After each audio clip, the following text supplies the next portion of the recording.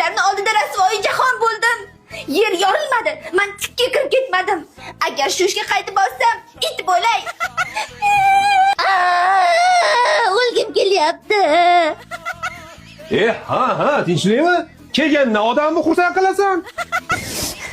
Ishxonadagilarning oldida rasvoyim chiqdi. Ha, birinchi marta emas-ku, nima his qilasan? Bitta dugonamni Fotiha to'yi bo'ldi. O'sha to'ydan to'rt olib keldi. O'sha to'rtni hammaga yedirib chiqayotgandi. Menga kelganda mundoq qaradi-da, "O'rtoq, sendan sassiq hid kelyapti" dedi. Yaxshi-ku. Buni nimasi yomon? Ey, siz ham asabimga tegmang. Qarochi hammasi keyin birma-bir meni hidlab chiqdi. Ha, o'l, men senga necha marta aytdim. Meni naskimni kiyib ketma. Bir kun kimnidir o'ldirasan sen.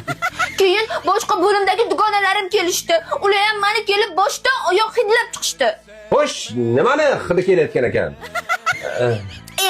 Hidgacha hali bor. Keyin ana boshlig'imiz Tursunoy opa eshitib qoldilar. U ham keldi.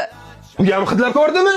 Ha, uni burni o'zi ham prisosda ekan. Bitta chuqur tortganda shu basharasi bilan orqaga ketdi-da. Va nihoyat 20 yil berishadi. Nima? Ha, yo, o'zim davom et. Nima bo'ldi? U ham mayli. Undan keyin hidlagan 32 ta odam hushidan ketdi-da.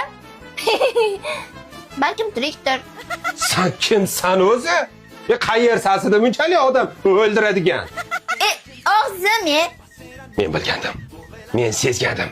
Chunki seni uchratgan kunimizdan boshlab sendan tappani hidi kelardi. Lekin hech qachon hidlashga jur'at qila olmaganman. Siz ham mana shunaqa qo'llavering. Yashagim kelayapti. Bir xunuk yig'laydi. Ayta olmayman-da. Bo'ldi xotin, hazırlashdim-da endi xotin. Unchalik yomon emas-ku. Chidasa bo'ladi-ku. Dugonalarim aytishi bo'yicha yaqin orada shunaqa bo'lishni boshlaganmish.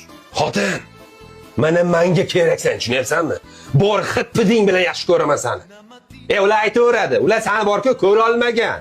Ke, bitta hidlab ko'ray. Men senga atletda dodasini aytaman. Aniqni aytaman. Ke, bitta hidlay. Yo'q, hidlamaysiz. Jonzot, eriyman-ku. Bitta desang bo'ldi. Qani? Tayyormisiz? Men vechna tayyorman. Qani? Ehtiyot bo'ling-da.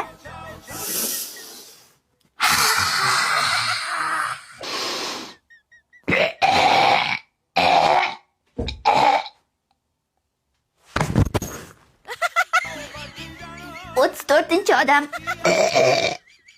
Xotin, menimcha sen yaqinda o'lasan.